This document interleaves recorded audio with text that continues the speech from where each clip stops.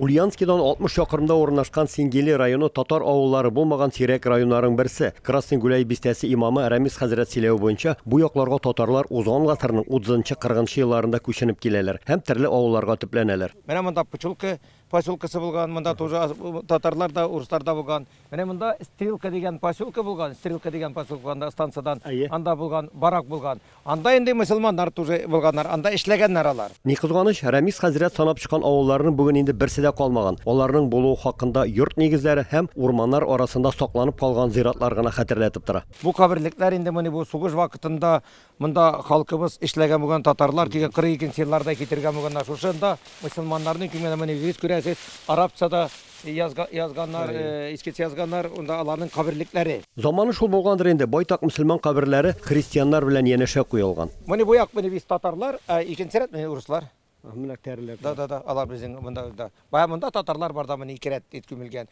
Калган урыслар. Зак еллар сорап йөри торгач, халык үтенече буенча район җитәкчелеге 2000 елда яңа зират өчен 2 гектар урын биргән. Бу зират артыннан да ел ярым бирдек. Безгә бу зиратларны урыслар зираты янына бирмәде, бу урман зираты иде. Урманнан чистарттыгыз. Урманнан чистартты. Менә монда калганнар иде инде. Монда фейм була вакытында калган, аларны инде нарсын инде кран белән инде алтыннан булса да килеп аны без чистартып алдык. 1997 елда шактый гына татарлар яши торган күп милләтле бистә читендә мәчет салу өчен 8 соты җир бирелә. Халык бердән булды, Аллага шөкер, барсы да булыштылар.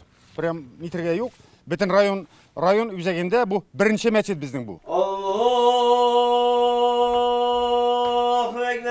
Бүген мәчет манарасыннан көненә 5 тапкыр азан ишетелә. Мәчеттә намазлар укыла, һәр төрле дини бәйрәмнәр уза, ислам нигезләрен өйрәнү, Коръән уку дәресләре алып барыла. Беренче елны мәчеттә укыдык, аннан соң Рәмиснең тырышлыгы белән мәдрәсә салдык. Җәйләрен дә мине лагерь балаларны укытам. Ашата бетерәбез инде. Шимбә якшәмбе көннәрендә мәчеткә халык үзара аралашып, ил, дөнья хәбәрләрен белү, авыл яңалыкларын ишетү һәм Рамис хәзрәт вәгазьләрен тыңлау өчен дә җыела. Без бирдә булган көнне бистә халкы Мөхәммәд пәйгамбәребезнең туган көне, Мәүлид бәйрәменә җыелган иде. Шунда очрашулар, өстәл янындагы җылы аралашулар, үзара дуслык, бердәмлекне ныгытады имам Рамис хәзрәт.